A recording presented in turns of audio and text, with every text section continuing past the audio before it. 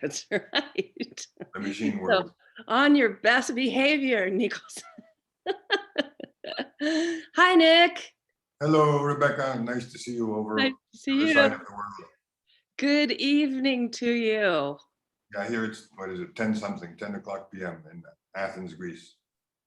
And I'm very happy to be talking to you and to the students or friends who are going to ask or have already asked some questions. Yes, and actually, our students are all over the world too. Oh, great. Nobody's in Greece, but that I know of.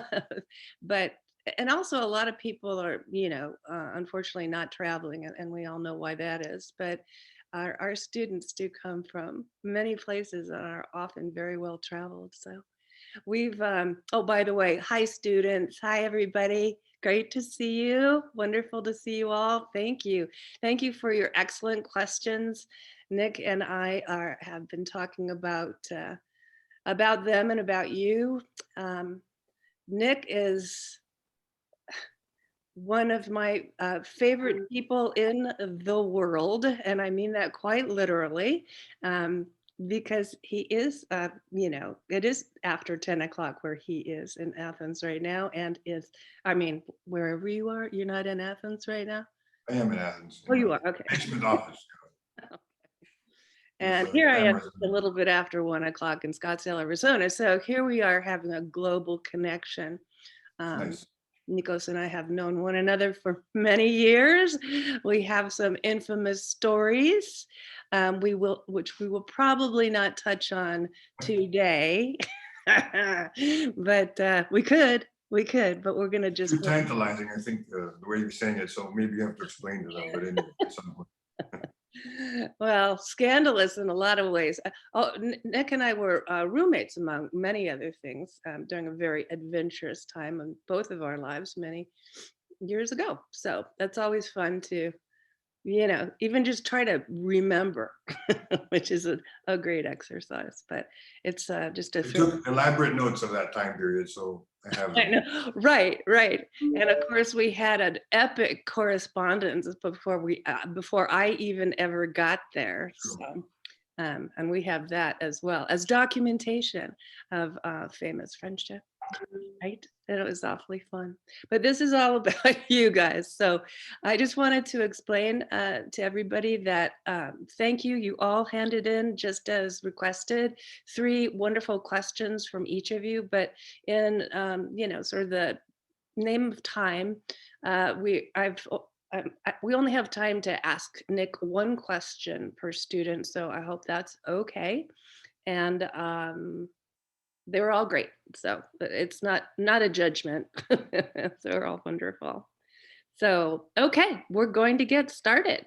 And I have to move over to another screen. So if it looks like I'm reading something, I am. That's why it looks like that. Okay. We begin with Christine. Ooh, Christine, hi. And Christine, I just want to say, Christine, thank you. You did give 3 excellent questions.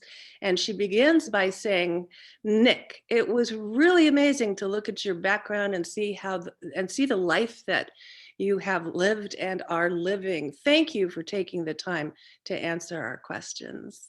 The Many one thanks, that, Christine. It's a pleasure on my side. what's that? It's a pleasure since I've really not been talking to any other writers for a long time. So I consider all the Oh, students writers, and it's yeah. good to get my mind into this different gear. Not that I'm not writing, I'm just not talking to writers. Oh, So well, it's good. It gets check my that mind to out. think. So thanks for asking me to join. Sure. Okay, this is going to That be is a surprise. Well, let me ask. I'll it's my explain along the surprise, way. my own surprise, because you always have had a throng of writers in your world. Of course, that's true, but I've become more just on my own on this stuff. I have my own strange time schedule. Aha. And maybe I'm tired of talking to all the writers. I just want to do it. The writing. All right. A little bit. Well, I hope. Sounds a little bit tough, but that's the conclusion I've come to. But let's hear the question. Okay, this is the one that we've selected for Christine, who says, I read your short story, Victoria's Secrets Meets the Museum Oh, of Acropolis. You had a great question. When have we seen our own gods do something meaningless? Would you ever consider writing a story about the meaninglessness of some gods' daily lives? I like that. So in that story, well, it's actually a creative nonfiction, which means you invent a few things. That's right. It's supposed to be realistic, so it doesn't really have the necessarily transcendent moment, which I try and keep even in the essay. You know, that epiphany at the end, which we Mhm. learned from James Joyce and other short story writers. Yeah. Um, this is like, I think it's the goddess who's, I forget, Nike, who's leaning down and fixing her sandal because it's come undone. And usually we think of gods in such a sort of godlike fashion that they're always in perfect form. So here's someone doing something very daily. And Yeah. that's the connection that the ancient Greeks had. And we could have that too with their gods. Their gods were very human. They had jealousy, anger, they had sex. How many gods have sex in the typical uh, Parthenon of gods, as we call it? So when I imagine that, I think that's a story, Christine, that's for you to write. It'd be very nice if you think of, look, American literature would take a god and he would be, you know, like that song, what if God was one of us, like a Slav, like one of us, Right, right. just riding the bus on the way home. Uh-huh. I don't think another country could have sang that song, but the United States of America. And Sort of dailiness, the dailiness. So take a god and have him be there and do something very normal. There are some books though. I mean, let's not over. There are some books that have Jesus arriving. I don't know, I'm going off a little bit. that's fine. Arriving on the earth and being a person that nobody realizes is Jesus and not being treated very nicely. So Right.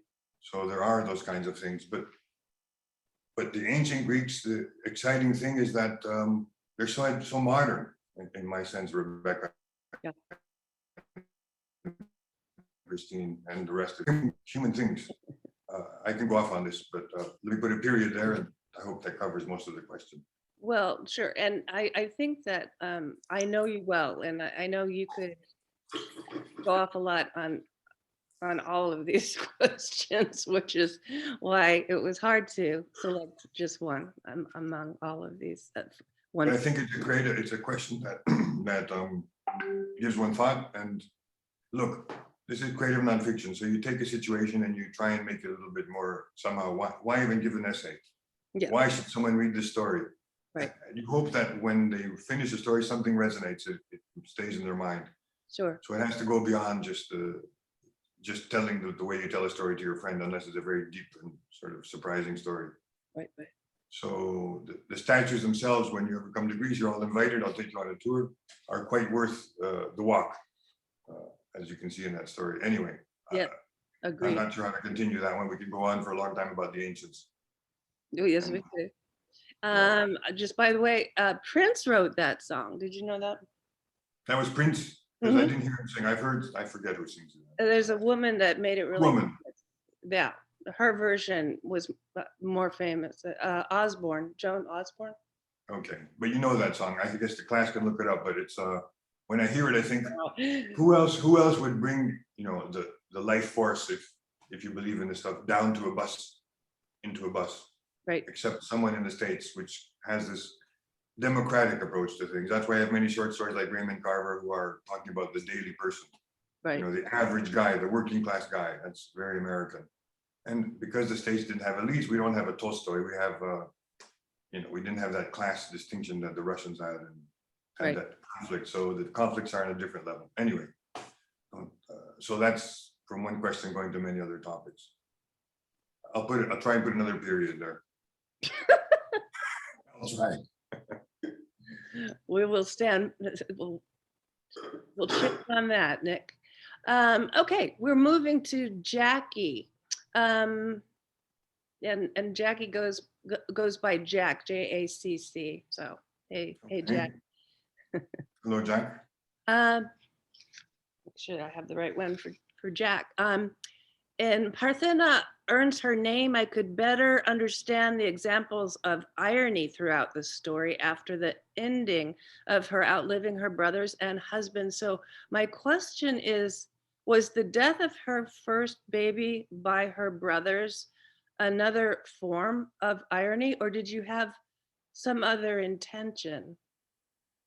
That's a good question. Well, let me point out that the title Parthena, which isn't clear, Parthena in Greek means virgin. Uh, the Greek Virgin Mary is called Parthena. The Parthenon is supposed to be to a virgin. There's a lot of dispute of which virgin they're talking about. So Parthena earns her name is the title itself is very ironic because actually, what was my overall concept? The fact that she had so much sex does not take away the fact that in the end she was a virgin in her spirit. Mm. So the fact that she had to use sex as power to overcome a male-dominated universe of the village, where the men were very chauvinistic, sex for her was a means of control. It wasn't sex. So she remained a virgin. And at the end, she proved it by becoming a little bit more spiritual. Mm. So I'm separating the fact of the act of sex and the virginal spirit. She preserved herself in spite of going through violence. So the fact that the baby died was mainly because, I'll tell you why. I didn't want to have her carrying a baby through the story. Huh. I couldn't, it didn't, my story didn't work if she had given birth at the age of 13 from her brother, which would have been too much. It was too much of an excess. Yeah. But these stories are based on oral history from villagers that I found. So they're actually not as invented as the most weird things are probably not invented. That there was a lot of sexual abuse in the village for various reasons. So we have this nice idyllic concept of the village, but don't forget that the male was the dominant figure. And going way back, my grandfather was born a long time ago, 1880s. When he wasn't good in class, my great grandfather would hang him up from an olive tree and spank him. So we're talking about a whole different conception of what it means to be a child back then. God, when he hung him from the tree, Not from his legs, sorry, from his legs. ankles or by his? From his ankles. Okay. And this was considered, children back then were considered subhuman forms in many places. And still in certain parts of the world where they're treated badly. And in Victorian England. But mainly I was fascinated by the fact that the woman can be a protagonist and using the only power she had, which was a sexual attraction, to overcome the men. That was the only power she had. Otherwise, she would have been a slave. She ends up dominating this other guy and running her own life. How? Through the one thing she has that gives her strength. Not education, not a job. She'll never get that in that world of the Greece of any village in the 20s, 30s. So it's actually, for me, it's a feminist statement. And you have to get beyond the sort of sexual abuse that she overcame. And in the end, Parthena earns her name. The virgin earns her name. That's the concept. I'm giving you the key to my story, I guess, which maybe isn't so clear, but you have the guy. It's kind of the miracle of actually talking to the author, right? I mean, this is like this sort of it's like the poet. I like talking to poets because I can rarely figure it out and sometimes they explain it, and I'm so happy. And sometimes they don't, and I'm frustrated. So I like it when the poet unlocks some of the keys. Sure. Well, so this is a story where I think I've written a long time ago. Where this is how I think I did it. Yeah. When I was writing it, I can't remember. So I'm unlocking the key to the story when I discuss it like that. Yes. With Jack and everybody else. Right. It was kind of magical information. And I remember, honestly, just because I have to inject myself here in this narrative, of course, just how many wonderful conversations we had about exactly that. I mean, I remember we would get to the point where we just say, well, what do you mean by that? I mean, in a way that we never. You were nice enough to explain your poems to me. So yeah. For me, it's like a gift. It's like someone can't solve a crossword puzzle and they tell you the clue. It's a little bit cheating, but it's also a great relief. Yeah, and it's just part of the conversation, And I think it should be. I mean, some people don't want to unlock that key. Well, authors and poets, they want to make it impossible for us to do the work, so to speak. Yeah. It's not always possible. Well, and it's not always possible for the author to even know what they mean, frankly. I mean, that happens, I think a lot. Just obtusiveness is a lot different than mysteriousness or, metaphor. I think the author might write something he doesn't know what he's writing, but in the end, when it's finished, I think he knows what he said or she has said. Right, because But as you're doing it, the creative process, you're right. You might not really know, especially a short story where it can take you where you want. A novel, I think you have to be a little careful because you'll never finish it if you don't know where you're going. right, That's a different story. yeah, you're supposed to know your characters and your story pretty well by the time you finish that novel. That's my understanding. Yeah, otherwise it's not really going to work. Well, we'll move ahead, okay? Thanks for that, Nick, and thank you, Jack. And we'll move ahead to Frank, and we have two Franks in this class. So this is Frank Rye. Which one did I select? Frank. Oh, right. Oh, Frank asked three wonderful questions, but the first two come up, Frank, in kind of other ways with other students. And so I decided to have you ask this of Nick, because you bring up your own interest in music, which is interesting that you did that. You say, as a music fanatic, I do much reading about past musicians like Woody Guthrie, Mm. Leadbelly, Robert Johnson, etc. I feel these artists are underappreciated by contemporary artists, yet inspired everything that is, quote, American music, unquote. As a writer, what is a novel that you think is underappreciated, that however inspired you as a writer? And I would add that probably not, we would not limit it to novels, but what do you think? That's a good question. Well, I have an email. There's a book called The Case of Comrade Tulayev, which was written by a guy in the 30s about Stalin killing off all the people in Russia.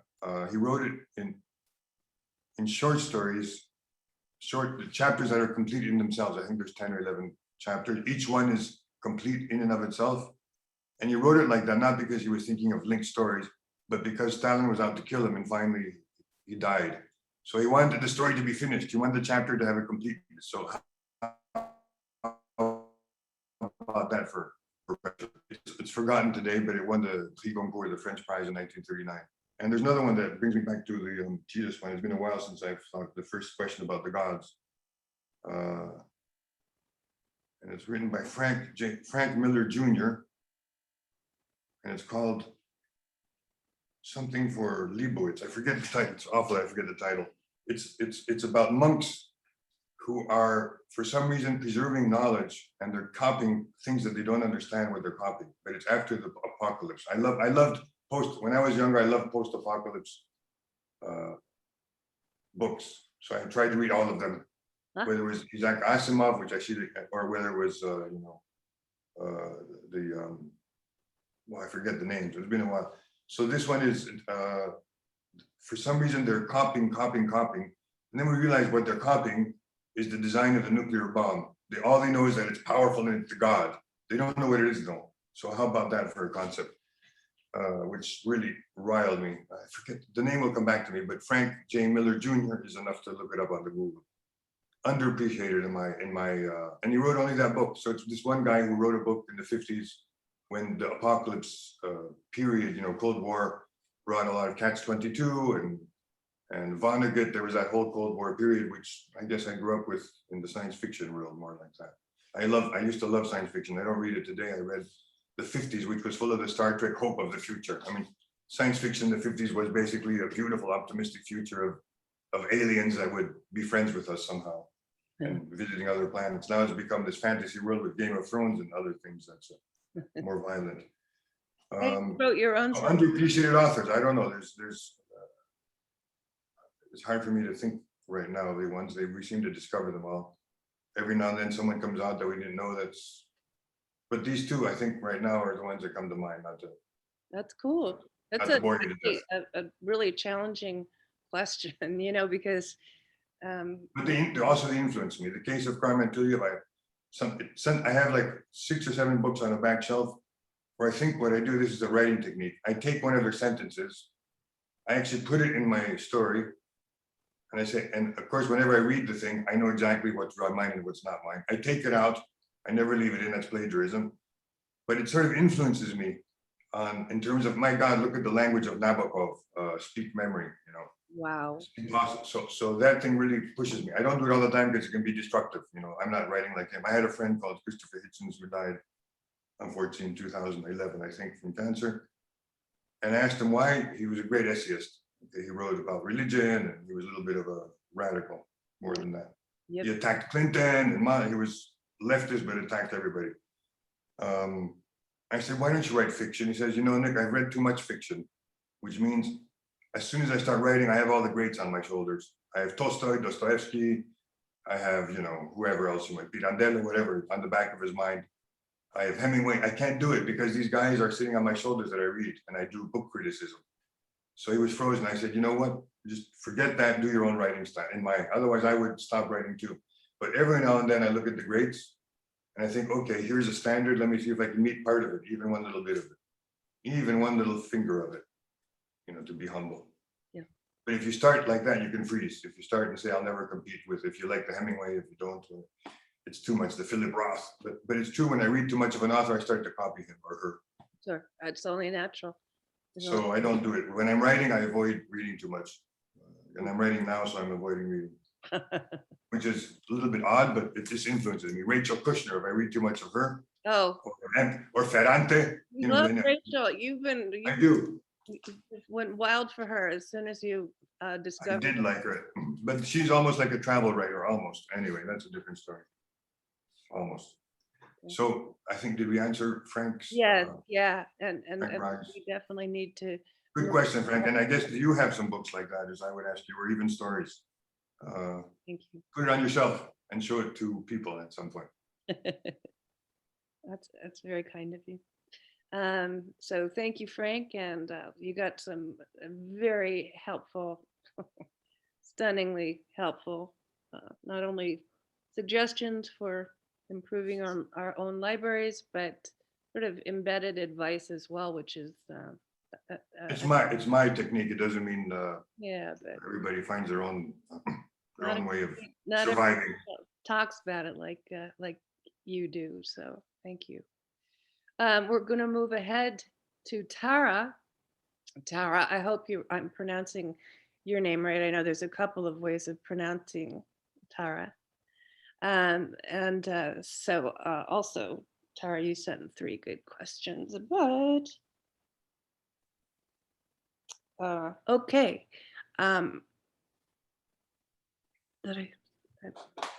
Sure I picked the right one. Wait a minute. I think I made an error here. Hold on for just a second. I have attributed the wrong question to you, so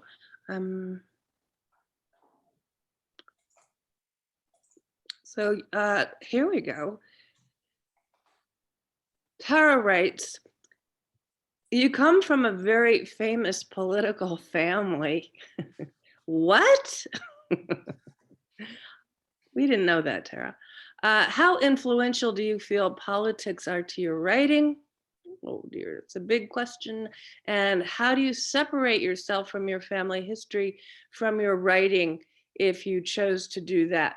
I'm going to add something real quick here. And Nikos, not all of the students read Father Dancing in this particular class. Okay, I do assign that in many other classes, but this one was optional.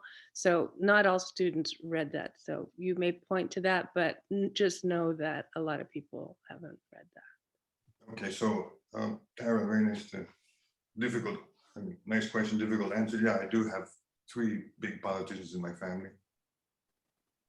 My grandfather, father, and a brother were prime ministers of Greece, which I think is really weird because I was born in California, and that exactly made me think the chance of DNA, not the chance of where you're born. And I mean, if my father had never come back to Greece in the 60s, I would have been probably growing up in Berkeley and God knows what.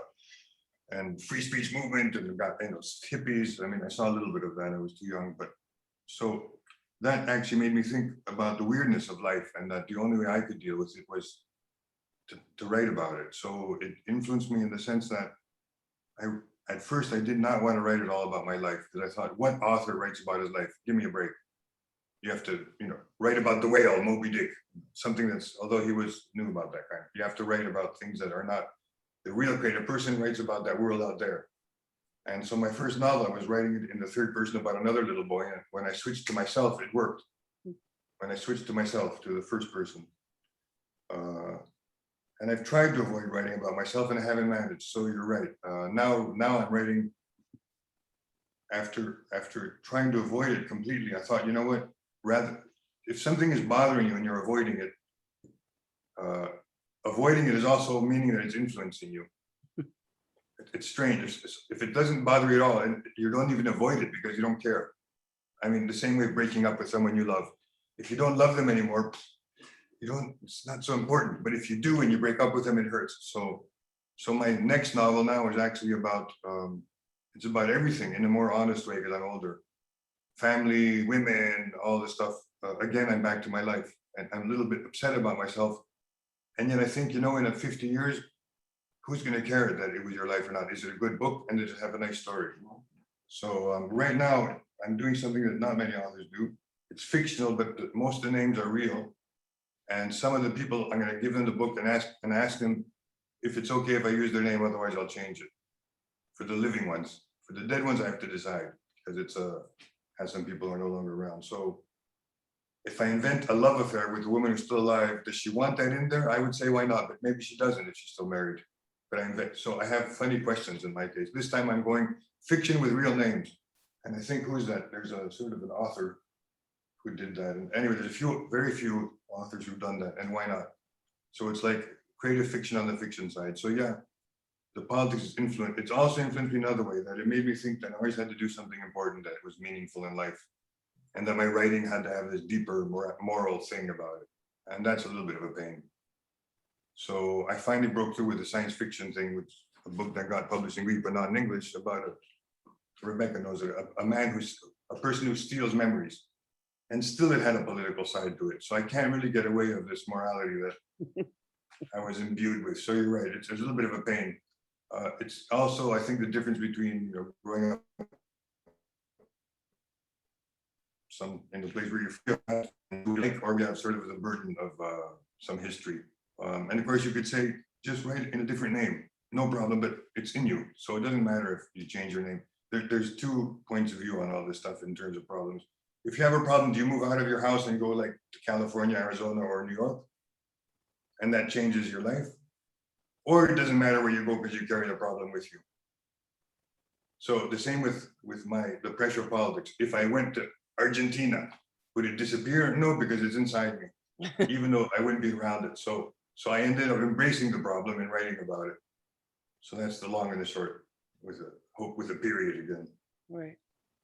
Well, and it's just a massive question, of course, and I think all writers worry about, everybody's growing up in a certain environment in their high school, in their friends or parents. It's hard not to be influenced by that. You have to be a really special person to just write out of that world. Mm-hmm. Yeah. I mean, even the people who do science fiction, like H.P. Lovecraft and stuff, he's influenced by his thoughts and the world he grew up in. You can't avoid that stuff, right. I think. Yeah. Because what is even the topic of your story? Isn't it based on some sort of sense of the world that you have? Mm-hmm. Anyway. Yeah. Second period. Oh, this is good. This is good. This reminds me of. Yeah. It reminds me of a lot of conversations around the dinner table or the lunch table or the. In Greece. I mean, we were roommates, but in Greece, you didn't maybe bring that up. So that too. I just said, there's this great poet, let me invite her to Greece. And she came, and her name was Rebecca. Yes, you did. Yes, you did. And I don't know if you remember this, but you said, because I didn't know where to go. I was lost in the world. And, you said, well, come to Greece. Every Greek wants a poet at their table. They're quite proud to have a poet at their table. Not a novelist. A poet is like the top of the top, the apogee. Yeah. And I said, well, done. I'll see you in a week with my suitcase, Nick. And that happened. And it was true. I was treated incredibly well. It's always, but I found that sometimes Greeks, if you identify yourself or somebody identifies you as a poet at the table, they actually want you to recite something. What's your say a poem? That's right. And that wasn't always easy for me to do. I was never very good at recitation, but I was flattered anyway. I think I improvised a couple of times. Oh dear. Well, we move on. I don't think we're even halfway there. Oh, well, we have to speed it up, maybe. So I just don't want to tire you out, Nick, because you're so wonderful. No, you're not tiring me out. This is COVID time and our brain hasn't been working as it used to, so. That's right. That's right. Okay. This is from Caitlin. And Caitlin has a tiny bit of a long question, but this is the way Caitlin sets it up, right? From Papandreou Day on Aegina, the narrator describes the Japanese lady taking pictures of him doing ordinary things that take on the weight of a whole people because she's a tourist. That was my favorite section. It was brilliant, Caitlin says. Is that something you feel in either Greece or America, that you fill the role of all Greeks or all Americans when you are in another country? Do you identify with one society or culture more than the other? Lovely question, Caitlin. That's sort of the fiction of my fiction. What does sound? That doesn't sound so nice. I'm always looking at things from, I used to look and always say, when I'm in the States, I say, the guys back in Greece, they wouldn't get the bar scene of the guy, the guy coming with the construction boots and the checkered shirt and the chain around his jean, which doesn't exist here. The sort of guy thing. I mean, I think that's why the American actors can play all those alpha roles of the heroes, because they grew up in high school with this hero thing, like quarterback, star basketball player, top drinker, whatever, womanizer. The guy, I'm talking about the guys now. So when they acted out the Marine who's the killer, it's like they've grown up with that. It doesn't exist in Greece, that sort of image of the male hero. In Greece, it's a more communal thing, and it's more like, did you give and were you nice enough to your parents? And it's like a more Mediterranean thing. So when I see these two worlds, I'm always going from one to the other. When I'm in one to now I'm speaking English more than I've spoken in a long time. Maybe that's why I'm speaking so much. I'm always thinking, how will they look at it in the States? This funny thing in Greece, like my wife is Greek, no hyphen, like I'm Greek American, so I say Greek. She actually believes in the evil eye. She always does her cross when she passes a church. She goes once a year to this special island where you do a homage. If something's gone well in your life, you go to the Virgin Mary and put a candle in the special church where supposedly the Virgin Mary was 2,000 years ago, went there. So for me, these are a little bit odd because I didn't grow up like that. But when I go to the States and, when they say, how's it hanging?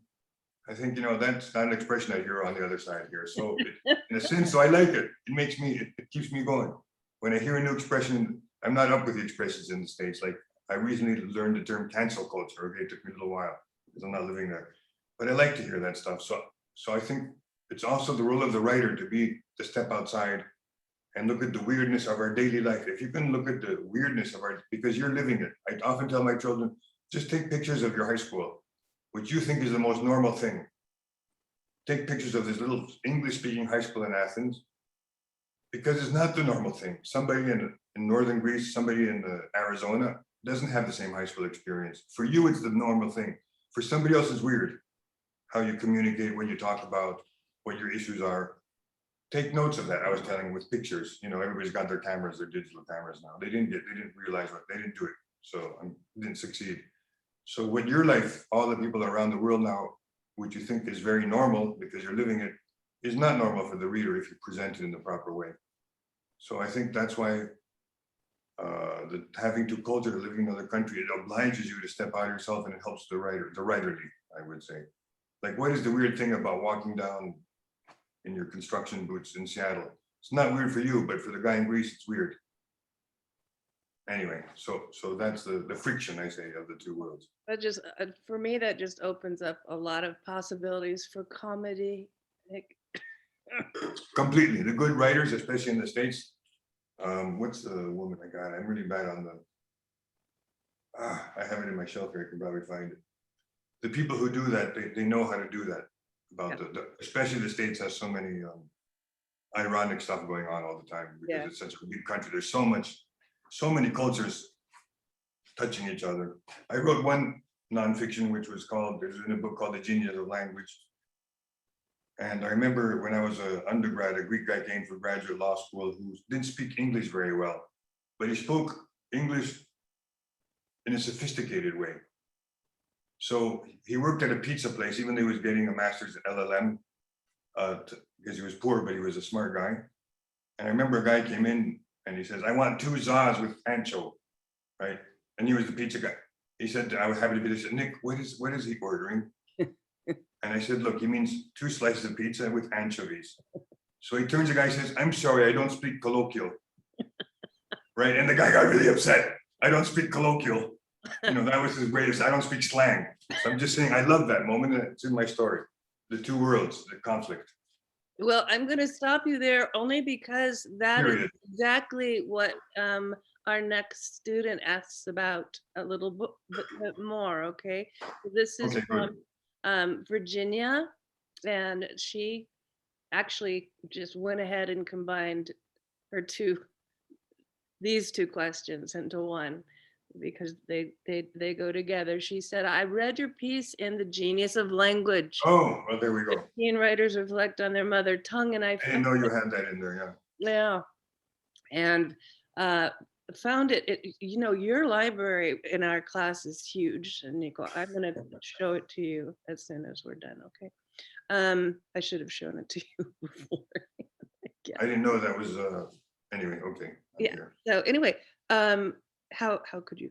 And found it interesting that most of your books have been in Greek. Yet in that piece, you seem to have a love-hate relationship with it. I write poetry, and having one of my degrees in linguistics, I know a little bit of a lot of languages, and so have written bi or multilingual poetry. But I have only shared them with a few select people, as I feel the meaning just gets lost. Have you written any bilingual works? Also, do you feel that choosing one language over the other limits the people you reach with your writing? Lots of questions packed into that one, but it is a good language question. Yeah, well, I haven't written bilingual. I have English and Greek in the same, although sometimes you can have a dialogue that's, you know, in the Greek language, you can put an English dialogue. You can't do the opposite. Look, English is the language of the world now. So of course the audience is bigger when you write in English. I write in English, but it's hard to publish. So when I write in Greek, everything gets published. So at least I have that satisfaction. Yeah. So I've written a few more books in English, but it's not easy to publish. My favorite language to write is English. The funny thing is though, because my Greek, you know, I didn't learn it until later. I don't have the wide range of vocabulary that I have in English, which means I have to force the story a little bit more. Right? Whereas in English, sometimes I'll get stuck, like all of us, especially poets, for 3 days on the paragraph, and I'll forget the story because I'm trying to find the right word, and that can be a little bit paralyzing, debilitating. Whereas the Greek, because there is no right word, because I know one, I don't know, like shimmer, glitter, shine, brilliant, you know, for light. I mean, I can imagine so many words for light. I know in Greek maybe 1 or 2 words for shine, for you know, glittering, glimmering. So that means I have to push the story. So right now, one reason I'm writing in Greek, this because I don't think anybody else would be interested, because I'm really doing the plot-driven thing for a change, as opposed to the language-driven thing. You say, is there a difference? Well, some people can do both and they're great. And for me, it's not so easy. Sometimes I get stuck on the language and I forget the story. I'm so worried about, you know, the beauty of that sentence. and the rhythm and all that stuff. And then the guy reading it is probably not so worried about it. I don't know. Unless it's a clunker. They'll understand it as they read it, that it's great. They'll feel it. Unless they're really good readers, they'll get everything. But the average reader senses it. He doesn't really pause on every sentence and see whether it was a brilliant thing. He just feels it as he's reading it. I mean, all the kids read F. Scott Fitzgerald, probably kill it off by too much analysis, and yet it's beautiful writing. But it's also readable. It's got a lot of plot. There's killings, there's murders. I mean, there's the whole darn story in there, not just any story. So I've gone off a little bit. No, So beautiful. linguistic, I think it's odd, but I think what you're saying, you should go with using the languages. You can pop foreign words, like I have Parthena earns her name. I've written another short story about a Greek rhyming coupleteer, I call him. There's no such really word rhyming coupleteer, but there's no such thing as coupleteer, right? But I pop it in there anyway, take it Sure. on the head, so to speak. Yeah. Because you get it. And so in Greek, there is the word rhyming coupleteer, a guy who rhymes, but in English, there isn't. I love But stuff like that. you see what I'm saying? So why not pop it in? Why not come up with that word? Yeah, no, it's brilliant to do that, and it's serious play, you know. It's playful, and it speaks to the organism of language in a Yeah, and if you're a linguist, you can pop in way. your other words in the way, especially you can use the stiltedness when people try to translate into English their original language. Yeah, You know, the verb is in the wrong place with the noun and things like that. right. And Or that is turning nouns into verbs and vice versa. for Uh, sure. and I don't know, I just want to brag to the class that when I lived in Greece, as I did for a while with Nick, and then later alone in Athens, and then very alone An on the island. island of Patmos, um, that Nick visited often. We embarked on what I thought was a very adventurous project that was turned out to be too hard for me. That was writing poems in English and Greek simultaneously. In other words, as the poem is being written by two people, trying to decide if any given word is sort of better, and deserves to be in the poem more, if it's an English word or a Greek word. And the sort of theory behind that, an idea behind that, was incredibly exciting to me. I thought, this is going to be the most beautiful book, ever. But it was hard, it took some real commitment. And also, I didn't speak enough Greek to do it well. And of course, Nick is totally bilingual. You know, when I did this rhyming coupleteer thing, I then found another poet that, Alicia Stallings, who lives here in Greece. Well, Actually, she's quite famous in the States. Anyway, she's one of the good. So I said, Alicia, can you help me translate into English some real Greek rhyming couplets from the island of Crete? And we did, and she published it in Poetry magazine. And it was fun because I don't believe in the pure translation. I believe in the translation that makes the similar impact as the Greek one, even if the word isn't exactly the same. So my translation hypothesis is, can you give the meaning or the sense of it? Because if you try and translate it back, you probably won't get the same words. If you did a Google Translate, this awful thing. But reading English and Greek, you get the same feeling. So that's my approach to translating, to get the impact of the sense of the writer rather than the perfect. Some people want it perfect. And that's not me anyway. No, me neither. It's a hard life. That's when the migraines and insomnia set in, and the severe depression. Speaking of which, didn't you tell a group of us that was not the Athens Center, but it was in Plaka somewhere, where you told people that there was no Greek word for suicide? Am I remembering that right? No, there was no Greek word for privacy. Privacy. That's right. Because unfortunately, there is a Greek word for suicide. Well, okay, that's privacy because, the Greek society and the Mediterranean society, this concept doesn't, you're not supposed to be a private citizen. You're supposed to be a social person. Anyway, we can go off on that whole philosophy. Okay. I know. I was checking I was double checking my memory there. I was kind of wondering what we were talking about at that time. I don't know, It's a, they've something. come up with an invented word now, for privacy, borrowing from the States.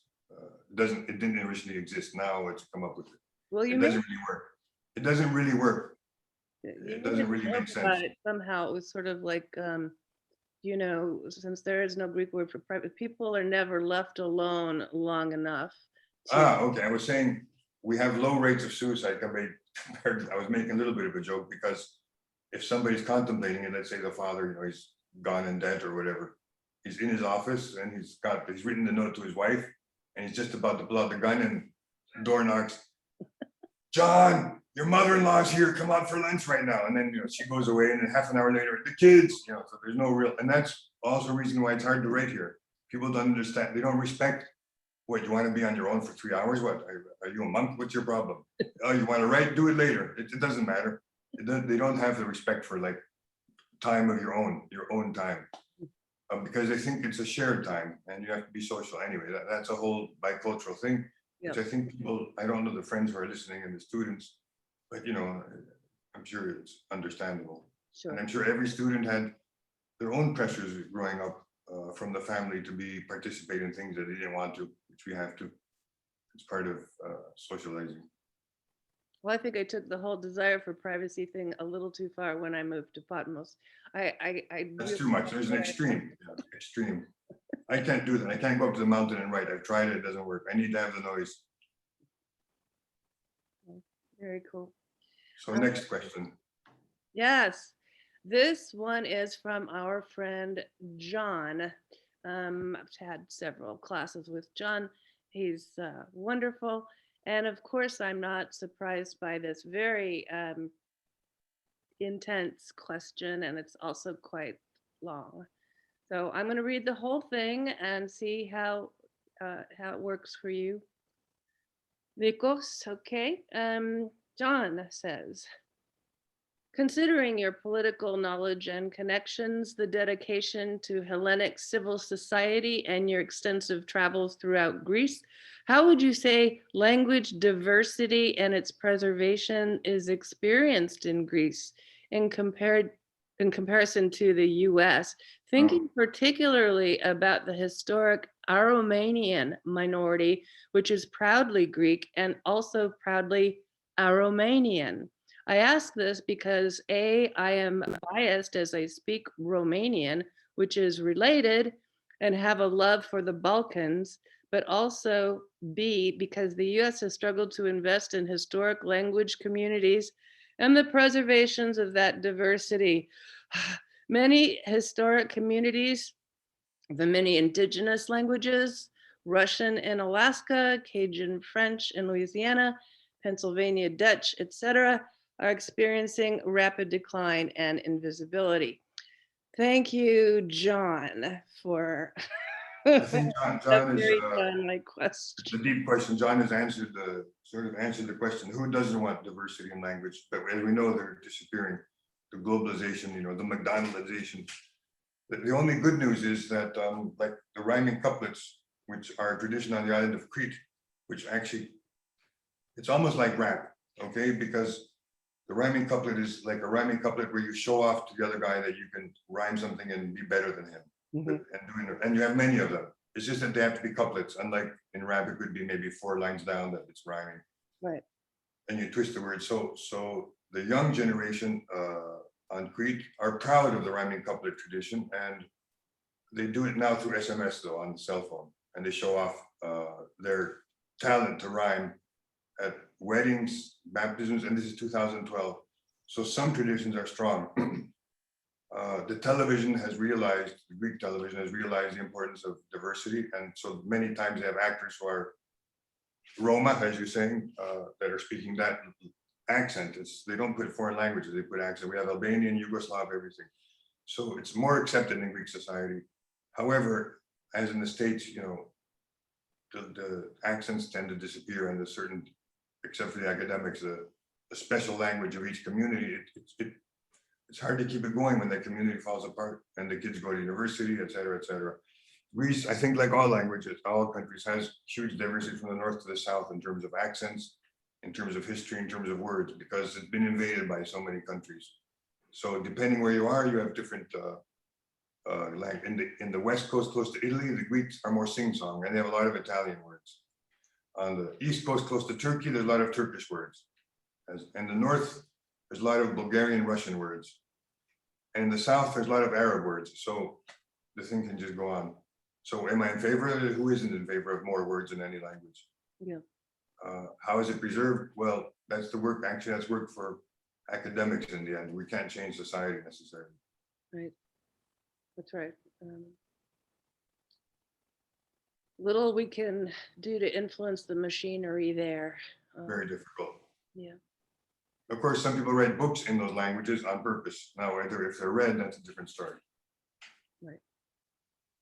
Well, good. Thank you for that, John, and thank you for that, for tackling that. What's John's last name? Collins.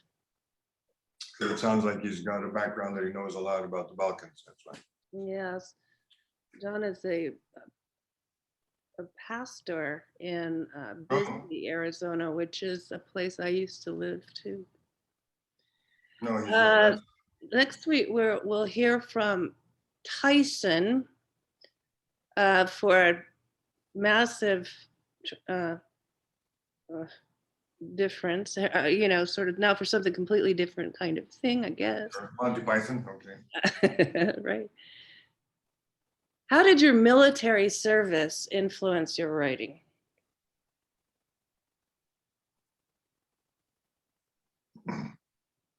Well, I got a story out of it. It's always good to use those experiences. That's a good question. The military service was the first time when I stopped, when I couldn't do anything sort of productive. Because I had this engine of trying to be productive. Productive didn't mean writing in that point. I meant studies, PhDs. So it was a break, and it influenced my writing in that it's 2 years of the Greek military. So I had this break from anything. I didn't have any worry about my future ambitions because you have no choice. And my choice was taken away from me. It's a funny thing. Freedom, there's this psychologist who say too much choice makes us anxious, right? When you're young, you're thinking, am I going to be a computer scientist, a poet? That choice is scary. This is the philosopher Sartre and all those guys. Suddenly I had no choice. And actually it was free. And it sounds very weird. I had to get up at 5, it was 5:30, it was a disaster time, do the routine. And then I started saying, what I really want to be is writer, because I didn't have to worry about the other stuff. So in that sense, probably it's a very odd question. It's when I started taking serious notes. And when I left the military, I said, I better get to my writing. I didn't go right away into writing. I did a few more things into the productive world. I put quote unquote on that.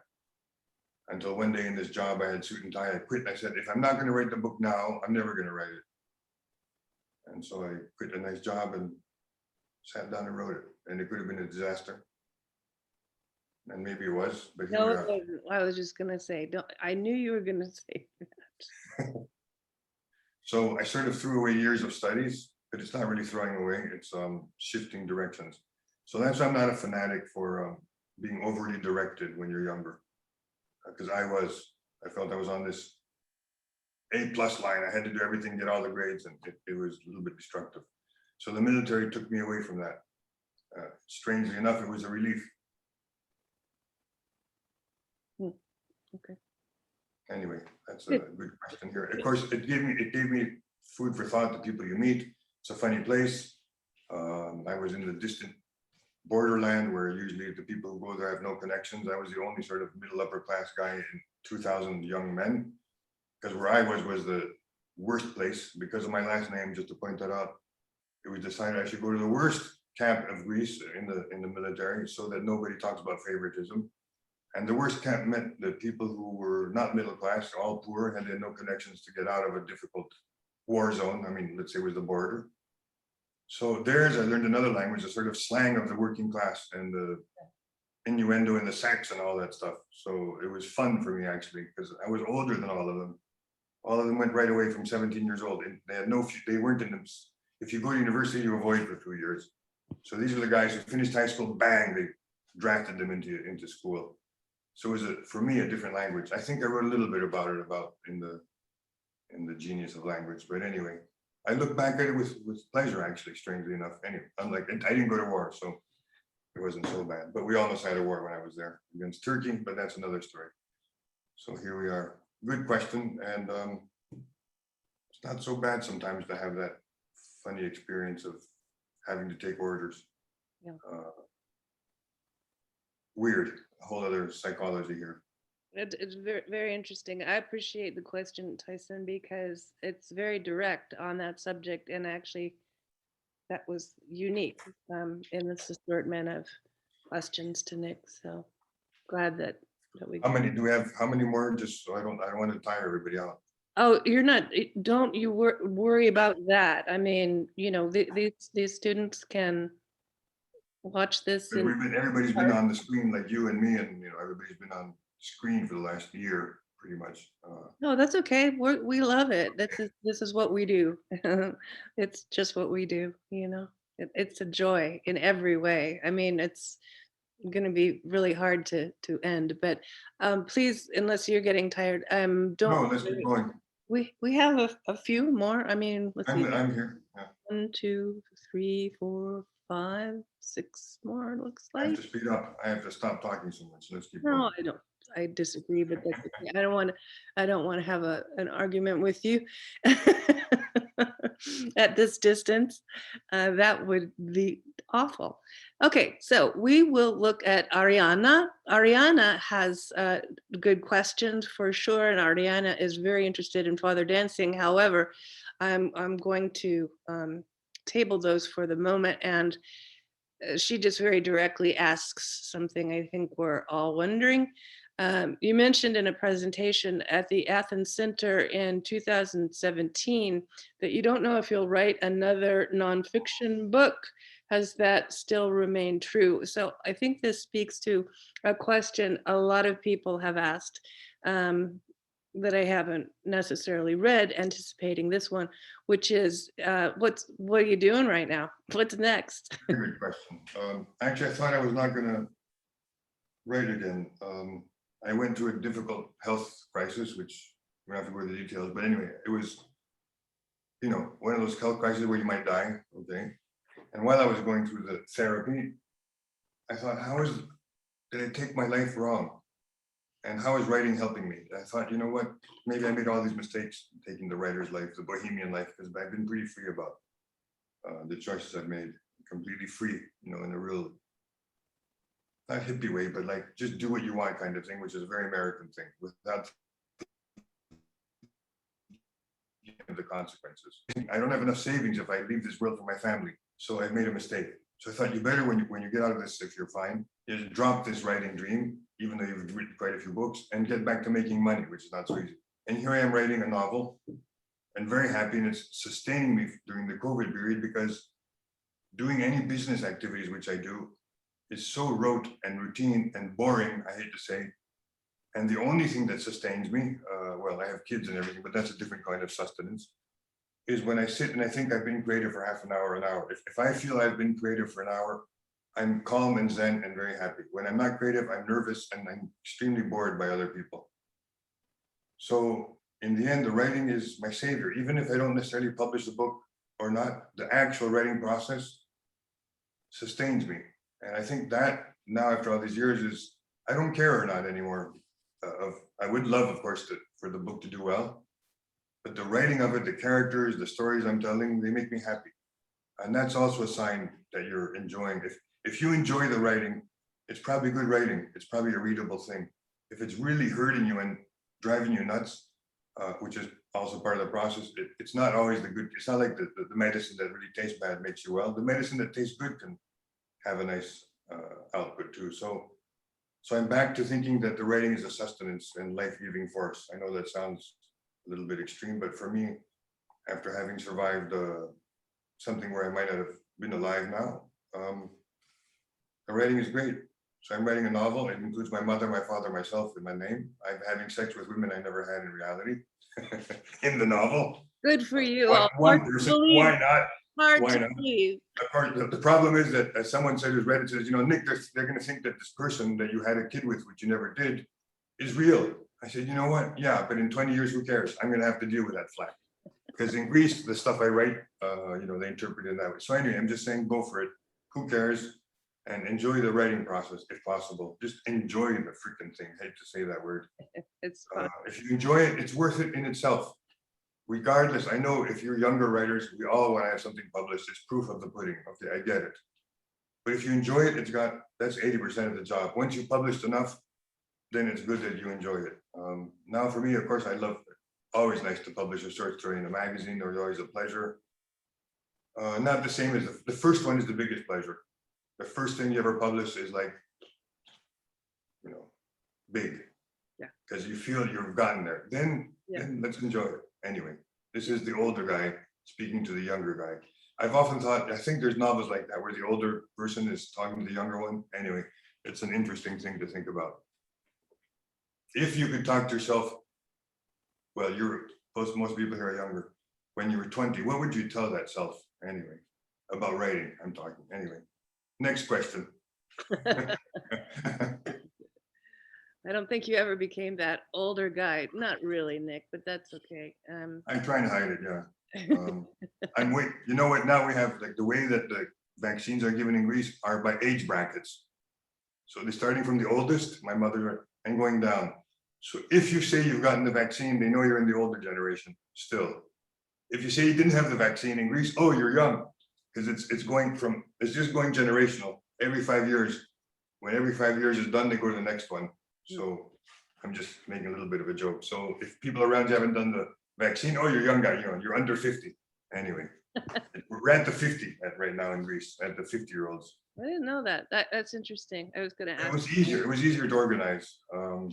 And special cases, people who are in danger. Okay, they also got their. Anyway, here we are. And of course, all the health workers, like in the States, that kind of thing. We have deniers. Next question. I'll probably ask you more about that when we finish. We get off. But thank you for that very much. Beatrice, as a friendly way of beginning things, and Beatrice has good questions, and she has some real specific favorite stories, but I'm gonna ask another kind. She says, more general. Hello, Nicholas. Given the setting of your pieces, I had to do a bit of Googling for terms and locations I was unfamiliar with. So it was very much a delightful and very, very informative virtual travel experience for me to the land or islands of Greece, including a bit of its history and economic and political issues, which is a lovely compliment because very nice. Thanks. Well, that's like very much what the entire course is founded on. So during this time, I like compliments, but I don't know how to deal with them. But yeah, thanks. Well, anyway, she's just setting up a question that a lot of people are curious about. A lot of people ask about the islands. Those of us who have never been to Greece, actually, I have, but many of us have not.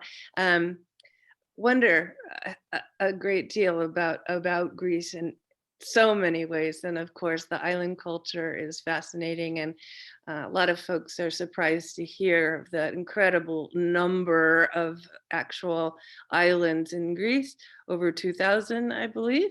And she says, Beatrice says, out of all the Greek islands you have visited, which one stood out to you the most or created a very unexpected, impactful experience? And have you written on it? And I assume Beatrice means by have you written on it? Does that about it? Yeah. Yeah. That's a good question. Well, I did write. Look, there's not just one island, and it's like, what is the best memory of your life? That changes year by year. So the islands that are more stunning and sort of more isolated, like the one I served in the military, I actually wrote a National Geographic traveler thing. That island is a volcanic island. It's also supposed to be the birthplace of Poseidon, Limnos. So it's volcanic and very rocky. So it's beautiful. and a few other islands whose architecture I really appreciated, because at some point I was hanging out with a friend who's an architect, and because I'm not an architect, and because I think I'm in the verbal sort of abstract world, I often don't notice stuff unless someone really points to it, which is a problem. Unless someone really says, oh, look at this arch. It's made of a single stone. And look at how they curved it. I wouldn't have thought of that because I'm a little bit too much in the world of abstract. I can, like if you're thinking, you can walk by the most beautiful thing and not see it. So that island Limnos is beautiful. There's another island which is stunning called Amorvos. These are little islands though. The little islands which are isolated are beautiful. Santorini is also beautiful, but it's inundated by tourists, so that has a negative thing. The funny thing is, each island, because it's an island, has a different culture, different food, different way of talking, different traditions. So the process is endless, and people find their own sort of island that they like. Usually, you end up randomly on an island and you're on a beach and you say, this is lovely.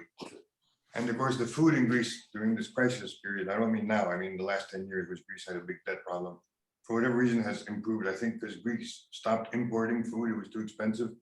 So the quality of the Greek food went up, the tomatoes, the cheese, the meat, everything. So people were much more careful of quality during a time when money was less. They were much more careful. So I consider what island has good food and what island has sort of a beautiful nature and hasn't been ruined by tourism, because some islands, just too many tourists. So you're saying what island should you visit? Send me an email and I'll send you back 2 or 3 islands. Okay. I think are worth it. You can just send that to me, Nikos, and I'll share. Okay, I'll send you. I'll do. I'll send it to everybody today if you want to do. Yeah, okay, I'll send you 2 or 3. If you're ever in Greece, you can visit. Hey, he means that, you guys. He actually means that. If you We'll let go it. for a little tour of the Acropolis, since one of my nonfiction books is about the Acropolis. That's right. He's the most wonderful and generous tour guide that you can imagine. Great. Have they seen? I had a. Well, this is awful, but this is a path. So I had this branding person, the people who do branding of companies, and they thought this is the magical path to the Acropolis. You can't read it because of the reverse thing of the screen. But I like that they made these little things for a path. I would have never thought of that. And then they made a little man walking along the path made of stone. So these things, for me, are pleasure. It's one of my books. Anyway, here we are. Is there, this is to the side a little, but that National Geographic article, Please. I remember well. Remember, yeah, okay. But I can't find it. So if you ever run across it. Well, you want one more? Yeah, okay, I can send it to you at some point. Okay. If I can find it myself. I think I'm involved in it a little bit, aren't I? Doing a little blurb that. Okay, I have 2 pieces in National Geographic, so the second one, I think. But it's been a while since I thought of those things. Yeah, I know, me too. I was just thinking, I'm just trying to brag, that's all. And also, I love it. I think you are in it, so here we are. I'll have to find it and scan it for you. No, I'm sorry. I remember really loving that article, and I would love to share it with the group here. We are finally getting a little closer here, and our friend Angela has very effusive compliments and questions, and was very eager to ask them all. She's also interested in Greek army slang, and she needs to know more somehow, but that's just out there. I like this one because it kind of refers to a topic that you jumped into earlier, Nick, that is a favorite subject of my own. So it's about words and language. And Angela says, I think your interest in language is very cool, and it has me looking at words differently. When someone asks me what one of my favorite names is, I'll always shout out Copperopolis, the name of an old copper mining town here in California. Nice. Do you have a favorite name, either of a person or place or thing? Look, I don't have a favorite, but a word, I like words that I think of that make our mouth bounce, like discombobulated. Right. So I like a word like that. That's a bouncy word. I remember once I was doing a class, a normal an academic class on the island of Rhodes, and it was in English, but it wasn't writing. And there was a Chinese student, they get everywhere. They come and they learn Greek, and in my class, and I was surprised. He said, "I'm learning Greek." I said, "Well, what's your favorite Greek word?" And he said, "I'll tell you what it means." He said, "Saravalaki."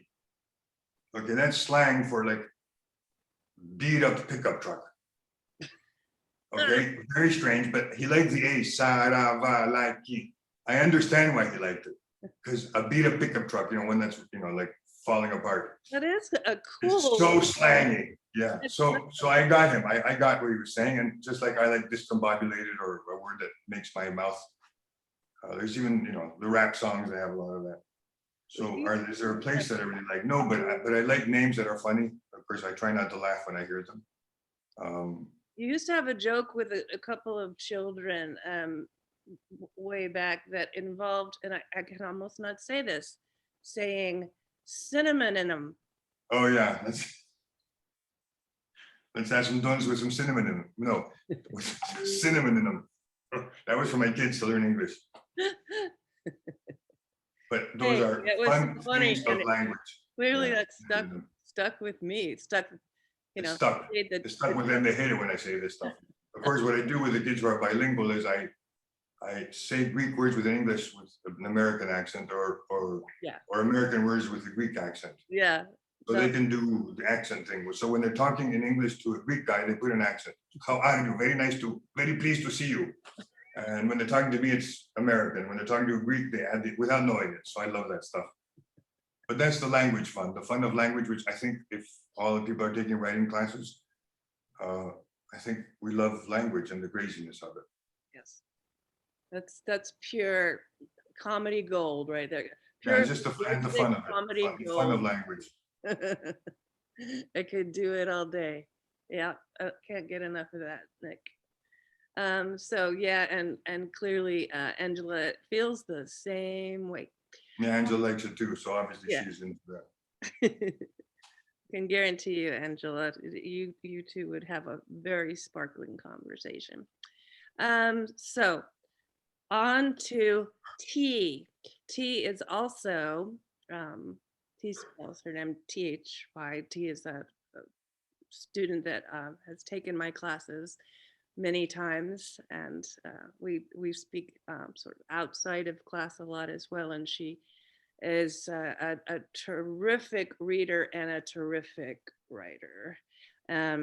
She has brilliant questions, of course, as always, but I'm going to choose one that brings up your mother, which really hasn't been brought up yet, and she needs to be brought up. So T says, split self was magnificent. I learned English and Vietnamese at the same time, and your piece really spoke to me. But I also recognize my parents in your words as well, as they learned English after only knowing Vietnamese their entire lives. So, slight adjustment, but she says, your mother's feminism, no doubt, played some sort of role in your arrival into your views on society. Out of all your work, which piece do you think most embodies her? I think the one I'm writing, the book I'm writing now, so it's not, it's exactly what I'm dealing with, because I've been dealing with my father's legacy and trying to deal with it, writing about it. Now I'm thinking about my mother's legacy of feminism. Because she used to drag me because I was a younger guy, and then you would be nice to the parents, 17, 8. I would go to villages with her to find women to join the women's movement. And always in the village, my mother would manage with some other people, even though she's American, so her Greek wasn't that well, to find that sort of dynamic woman that the men were afraid of, that they wouldn't talk back to. There's always some women that the men just cow to, for whatever reason, they just have that power. Don't ask me how they have it. She would find that one often to be the head of the it wasn't, they didn't say feminism, that was a little bit of a dirty word. Women's movement, they would say, women's rights. And it was a big struggle because this is a traditional village, so people were a little bit afraid. But you find that woman who just knows how to do things and you make her the head of the thing and things happen. So now I'm writing up, now I thought, and I'll tell you why I thought that there was a woman who came like 6 or 7 years ago to do a documentary on my mother. And I hauled out my mother's living stuff. I hauled out like boxes of my mother's archives. Like she's organized. So I hauled them out and I put them in my office where I was working. The woman looked through them, who came to the documentary, she left, and then the boxes were sitting there in front of me in the office. I hadn't looked at them. And I thought I should put them back in the basement. And I thought, but you like looking at what's inside a box. What are inside those boxes? How about you look at that? And so I opened them up and there was lots of documents, but there was pictures, posters. There was one that said, it was 1980, beauty pageants should be banned because they objectify the woman for sex. And actually, I remember back in 1980, when most of you weren't born, I'm guessing, I thought beauty pageants would be banned.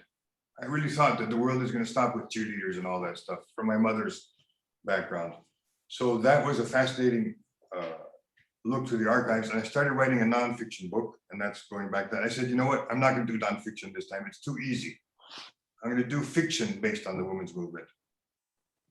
So that's what I'm writing about now. That's my book. So that my mother's a pretty key figure in it, and I'm putting her real name. And she's older now, so I don't know if she'll get it. I hope I finish it in time for her to read it, but we'll see. How's she doing? She's had her vaccines, both of them. She's 97, so it's getting on in age, but she's fine. And when I saw her a few months, more than when the COVID thing started, and I wanted to see, is she aware of all this stuff, because she doesn't get around so much from the house. So I had the mask because she's older. I was worried, you know, the masks that we wear. I don't know in the States, but we have to wear a mask if you're worried. So I said, Mom, why am I wearing a mask? You always have such a loud voice. I'm tired of hearing it. So she made a joke. It's to stop your voice. So I said, okay, you get it. No problem. Good self-humor, sarcasm. Margarita is a very funny person. She makes a lot of fun, even of herself right now. So at 97. So it's pretty good. She's a wonderful woman in every way. Ah, I miss her almost as much as I miss you, Nick. So we have one final student and Okay. one final question, and it's a very, very simple question, very direct, and it's good to leave on this, and you can be as brief or as detailed as you wish. So this is from Frank Zhu, and Frank, you know, I'm calling you Frank because you gave me permission to do that, because Frank has a first name that is difficult for me to pronounce. Okay. I don't want to mispronounce it here. So Frank Zhu asks, first he says, hi, Nick, what a pleasure. Thank you for your time. Here are my questions. The one being, where is home? What do you consider to be your true home? That's a question that's haunted me my whole life, and I don't have a good answer for that. When I'm in Greece, I miss the States. It's like I feel like I'm back home talking to you, even though I can't see you all with Rebecca. I feel a connection, and you can hear my accent is, well, maybe a little bit Canadian, but it's pretty much American. And when I'm in the States, I also miss Greece. So it's a real pain in a way to have this by. And I guess Ted, who had the Thai parents, we carry those worlds inside us in the end. And I think also to get a little bit literary, if you had a good high school experience, for some people that's also home. It's a reference point, strangely enough. The college maybe, but I think the high school more is where we formed ourselves. So if you never really moved from where you are today, but you're older, the high school is another home, an unmovable home, if it was good, if it had some, even if it wasn't good, because we formed ourselves at that 16, 15, 17-year-old, and everything was exciting and new, and time seemed really incredible that 1 year to the next was a whole world change. To go from 16 to 17 was a shift in the universe. To go from 40 to 41 is not a shift in the universe. But back then it was. That 1 year clock was incredible in terms of your psychology. So if you have a sense of what it is to be that home, is you miss it sometimes. It's the same with me. I have, besides my Canadian high school, and my sister moved back to Canada because she missed that world. She didn't like Greece in the end for other reasons, and she's back in Canada, back in the home of her youth. So if you have that sense, it's the same for me with two countries. I miss America when I read all the stuff. I mean, sometimes I even miss, I hate to say this, yeah, wish I'd been there even, during the Trump years. I just want to be part of all that world of America that I miss. Anyway, so that's the long and short of it. It's all right though to miss things. We're not going to, we don't, it was an awareness to me. I remember, that's a very good question. When I was like 19, there was this nice looking girl in the line to get milkshakes. And I wish she would talk to me, and she turned and she talked to me, she said, "Where are you from?" And I was 19, okay? I said, "Well, I was born in California, and I went to Greece, but then I went to high school in Canada, but really I feel American, but I'm also," and I didn't, she says, "You're really weird, can't you answer that question?" I could answer. Now I say I'm just dealing with the struggle of two countries, and it's part of me. So I lost any contact with it. I mean, you can't answer where you're from, weirdo. Next. Anyway. Never So mind. it's a pretty good question. It's a good question, but I think all of us can have elements of that in our lives, regardless if we've moved physically or not, of different time spaces that had meaning. We miss those and we live them again. And I think now with the COVID, I think there's been more of that nostalgia. Anyway, that's just my sense of it. Yeah.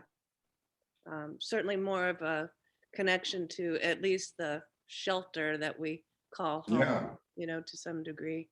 And of course, missing whatever it is that we're missing in terms of home also. And if you think in 10 years, how we're going to look back at this time, given that everything is better, it's also going to be a weird thing to look back at this time period. Yeah, it's very different.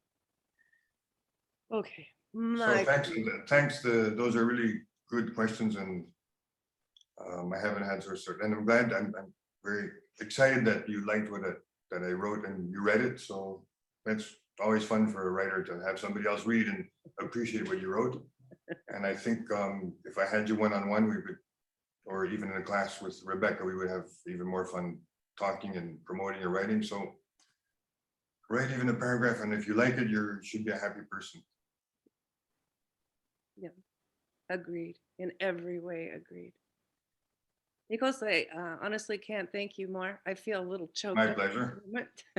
So it's so lovely to see you and talk to you, and to introduce you to this wonderful group of students with whom I have worked now for 7 weeks. And if they write anything, we'll miss them. Let's read it. Yeah. Happy to share. More than happy to share. And I'm happy to read. I'll ask everybody to give me what they would like for me to share with Nick. I'd love to see something. Okay, you're so sweet. Great. Thank you, Nick. Well, and thanks a lot. Stick around, okay? Congrats for having writers in the world who are optimist artists and bring something creative to our life. Very curious too, don't you think? You had a lot of things they. That shows intelligence. If it's sometimes I try and talk to none. I'm around a lot. I try, because I'm bored, to bring this stuff up. It's like a wall, just a big wall. They just look at me like, where's this guy? He's talking about, where's this guy coming from? I mean, I know I'm a writer, but can we engage? No, if you're not in the writing world, unfortunately, with some rare exceptions. Yeah. So it's very good. I'm very happy to talk to you, and we need this community to keep ourselves happy.